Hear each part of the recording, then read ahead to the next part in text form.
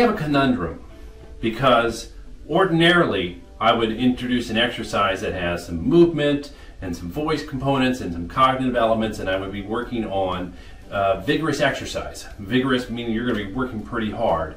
However, in this case, there's a secondary diagnosis that contraindicates doing that kind of vigorous exercise. And so what I really want to do for the activities today is focus on things that improve performance and maybe increase your awareness of how to get the best sound and the best posture with the least amount of effort. And that's what you'll take in day to day, because doing the kind of vigorous exercise, the high amplitude, high intensity, dual task exercise that we like to do at the Triad with Josepha and myself, that's not going to be what we need today. Okay, so let's begin a breath break, and the first thing you need to do is kind of see where you are in space and time. Are you hunched forward? Are you leaning over? Are you leaning to one side or another? Have you turned your body a little bit, maybe to accommodate either your work setup or your computer or maybe some pain? You know, pain is a very good indicator of what could be going wrong with positioning. So if you're feeling pain in a particular part of your body, and it seems to happen when you're working at the computer or doing certain activities, that's a good indicator that maybe you're doing something atypical and maybe that's causing the issue. So start by bringing your feet to the center. You have yourself, you can feel your seat, you have yourself right in the middle there. Don't get too close to the end, so come back in a little bit, but you probably don't want to get all the way back because that'll make some of these exercises a little harder. Okay, so now I have my feet here, I'm in the middle here. Now I'd like to unweight, and basically we're going to begin the process of getting out of a chair, but we're never going to get out of the chair. We're just going to take the weight off of our backside so we can reset. If you're at your desk or a kitchen table or someplace that's very stable and solid, you can put your hands on there and use that to give yourself a little stability.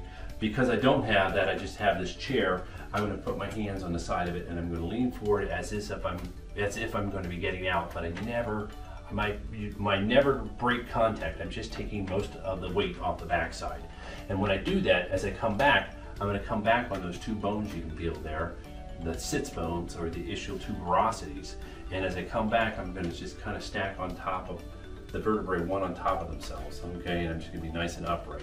That's a visual. Your vertebrae has a lot more movement in there. But I really want you to get a feel for when you're coming back up,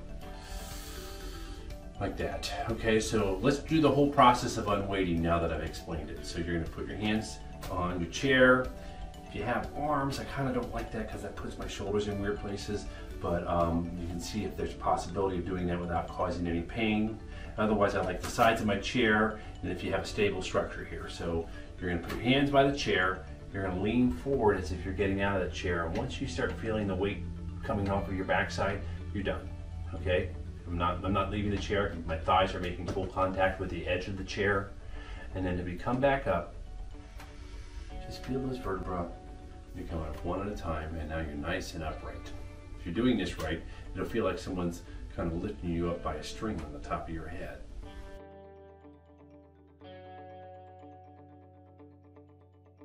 Now we're set to do the lengthening breath. And the lengthening breath is pretty different than what you might do in a Tai Chi or a yoga class. It's even pretty different than day-to-day breathing, physiological breathing. Instead of having the stomach coming out as you inhale, you're going to feel it going back and down. So essentially you're going to suck in your gut like you're taking a picture, but this time you're going to do it while you're inhaling. So you're going to go back and down with the stomach as you... Sometimes it's easier if you have just a little more base of support, if you're a little wider in the V position rather than four on the floor like I'm at a schoolroom. Okay, so open them up a little bit here, and then suck in your gut while you inhale. Feel that coming back. And see how you feel taller when you're doing it, and there's movement right here in the ribs. That's all the things we're shooting for. Okay, try it one more time. Once you're exhaling, keep that upright posture. Don't get yourself back to where you started. Good.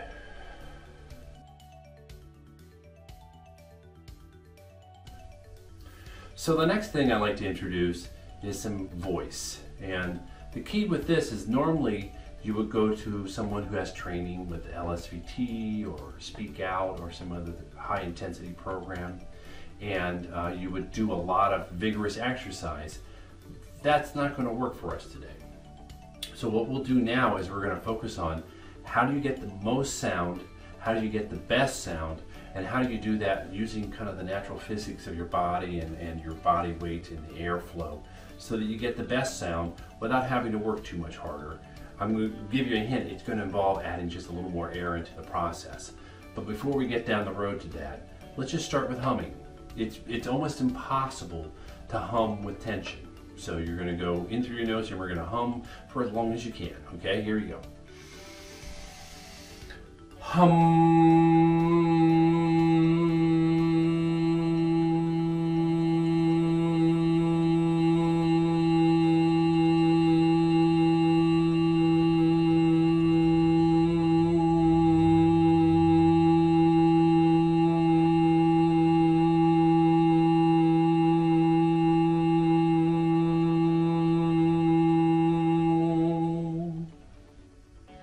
Okay, if you ran out of air, there's no problem.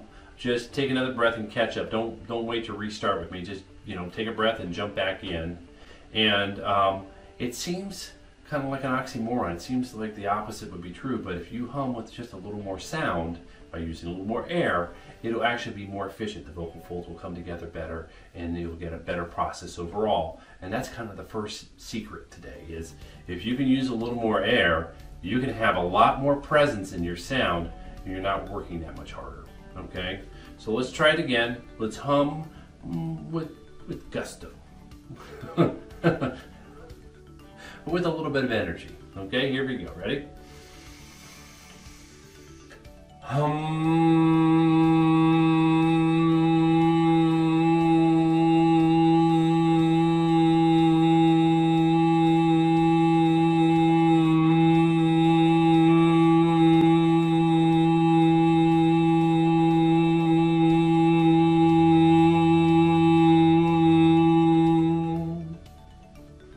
Okay, very good.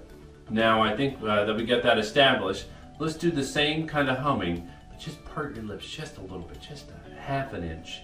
And that's going to let a lot more air go out, so you might not be able to do it as long, but you're going to feel a lot more vibration here, and you're going to get a lot more sound, okay? So let's try it together. Nice big breath, lengthening breath.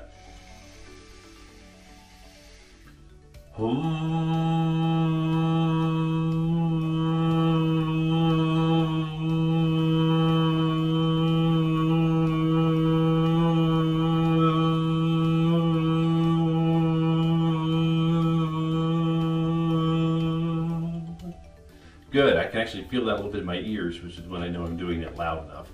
Again, this is not a type A personality opportunity. This is not like, what can I fight for? This is, how much sound can I get without having to fight for it too much? Because that's the sound I want to use every day. I remember you were telling me in one of our interview sessions that your wife can always tell you when you're tired because she can hear it in your voice, and that's a big issue. If we could give you tools to use your voice more efficiently, you can have use of it longer throughout the workday. Okay, so we're going to try that same thing with the humming one more time. We're going to part our lips a little bit. Just see how much sound you can get without really working any harder than you already are. Okay, we'll start with a lengthening breath.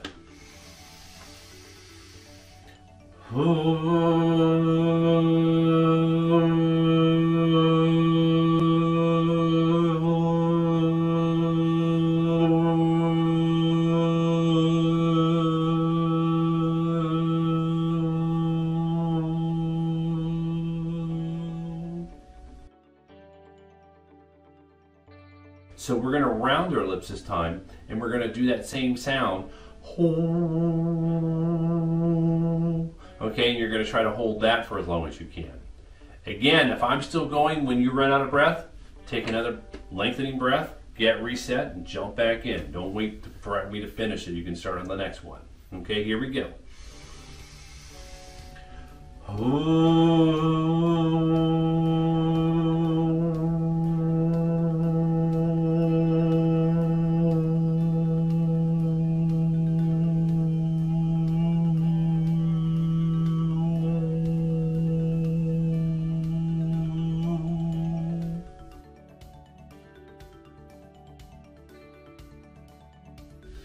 You might not be able to hear this very easily, and one kind of easy way to catch whether you're doing it right is if you do a little siren where you go.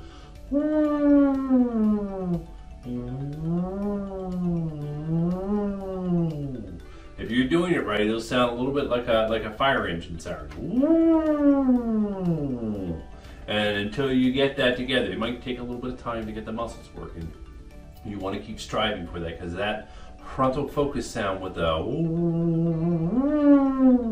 that extra resonance, that frontal focus, that's how you get to an easier, louder sound, okay? Now, I don't want you to do a bunch of sirens and practice that part, even though that's the cool part, the cool part to a speech therapist, only because that starts to look like exercise, and we are not exercising. Again, I'm looking right at you, okay? Turn off all type A personality traits today. This is not what can I do and how hard can I do it. It's what can I get away with? How much sound can I make without having to work too hard? Okay, so let's try it one more time. We're going to take a nice lengthening breath, and we're going to do that frontal focus, rounded lip, buzzy sound. Okay, here we go. Ready?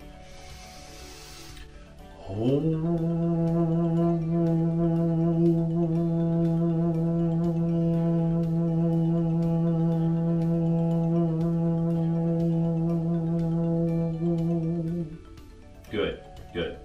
That's plenty of exercise in that space. I want you to keep thinking about that when you're doing these activities.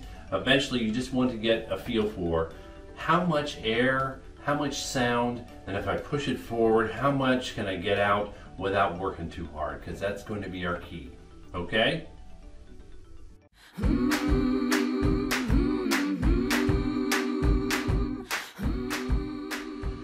Okay, just for another activity that doesn't have you doing a lot of intensive running around, getting aerobically fit. You did mention some issues with some fine motor control. Let's introduce sign language a little bit. We'll just do 1 to 5. So it's 1, 2, 3, 4, 5. Right? Pretty simple. Do that with the other hand now. Ready? 1, 2, 3, 4, 5. Now, did you notice it better in one hand or the other? Then maybe do it one more time and see if you can make them both equally good. Don't bring the good one down to the quality of the bad one. Bring the bad one up. Okay, here we go. Ready? 1, 2, 3, 4, 5. Now with the other hand. 1, 2, 3, 4, 5. Nice. Now, let's do 2 on one hand and finish up the other 3 on the other hand. Okay, I'm starting with my left. Here we go. Ready? 1, 2, 3, 4, 5. Let's switch it around. Ready? 1, 2, 3, 4, 5. Okay, we'll start with the left hand. Let's do 2 fast and then 1 slow. So ready? 1, 2, 3, 4, 5. Now start here. 1, 2, 3, 4, 5. Start here, slow. 1, 2, 3, 4, 5.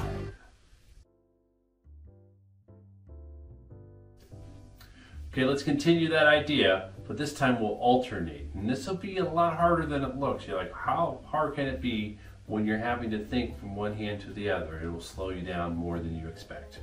So go ahead and do it nice and slow as we work this out, and we'll speed it up a little bit later on. Okay, ready? We're going to start with my left hand. Ready? 1, 2, 3, 4, 5. Now start with my right hand. 1, 2, 3, 4, 5. Okay, you want to start with your left hand. Let's speed that up a little bit. 1, 2, 3, 4, 5. Start with this hand, start with the right. 1, 2, 3, 4, 5. Start with the other hand again. Ready? 1, 2, 3, 4, 5. Again. 1, 2, 3, 4, 5. Now, maybe we'll slow it down again. We'll try it backwards. Let's go 5, 4, 3, 2, 1. We'll start with your left hand. Okay, ready? 5, 4, 3, 2, 1. Start with this hand. Now you're with your right. 5, 4, 3, 2, 1. Okay, ready to try it a little harder, a little faster? 5, 4, 3, 2, 1. 5, 4, 3, 2, 1. Okay, that's enough for now. Okay, let's play with your memory a little bit. We'll do some exercises where you have to memorize little combinations and repeat them back. So the first one is 1, 4, 2. 1, 4, 2, 5, 3, 1, 5, 3, 1, 4, 2, 5, 4, 2, 5, 3, 1, 2, 3, 1, 2. Do the last one backwards. 2, 1, 3. Good. Now we're going to go to 4 digits. Ready? 2, 4, 1, 5. 2, 4, 1, 5. 3, 5, 2, 1.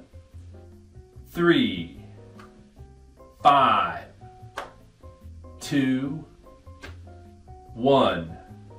5, 2, 3, 1. 5, 2, 3, 1.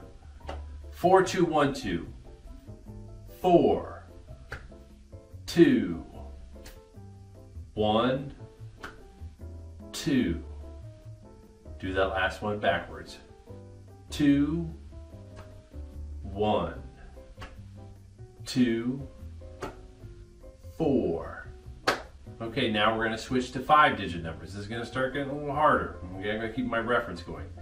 4, 2, 3, 1, 5. Starting with my left. Ready?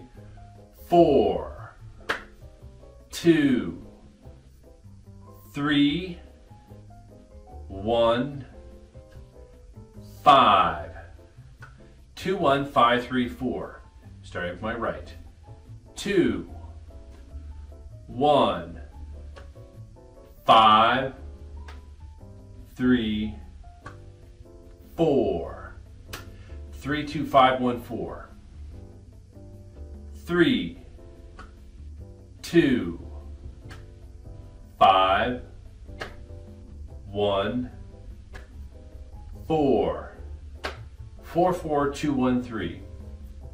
4, 4, 2, 1, 3. Now backwards. 3, 1, 2, 4, 4. Okay, for the last one, let's do 6-digit numbers. Okay, ready? 4, 2, 5, 1, 3, 2. 4, 2, 5, 1, 3, 2, 212 553, 2, 1, 2, 5, 5, 3, 542 213, 5, 4, 2, 2, 1, 3, 251 244. Starting with my right. 2, 5, 1, 2, 4, 4. Let's do that last one backwards.